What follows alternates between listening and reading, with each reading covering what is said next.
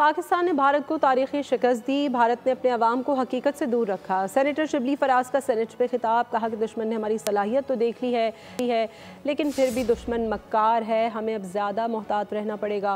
कौम ने यकजहती का सबूत दिया, हमें आइंदा भी मुत्तहिद रहना है। मैं समझता हूँ कि जिस तरह से हमने दिफा किया है अपने मुल्क का, ये ईमान की कुव्वत है, ये ट्रेनिंग है, ये वो कमिटमेंट है जिसके ज़रिए हमारे शाहीनों ने इंडिया के मुंह पे खाक मल दी। मैं सलाम पेश करता हूँ उन पायलट्स को। उसको पाकिस्तान से ऐसी नफ़रत है कि वो आराम से नहीं बैठेगा।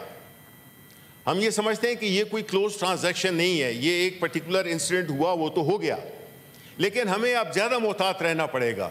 हम मुल्क के दिफा में बिल्कुल फुली एक हैं और हम नहीं चाहते कि किसी वजह से ये तासुर मिले कि ये लोग आपस में इख्तिलाफ रखते हैं।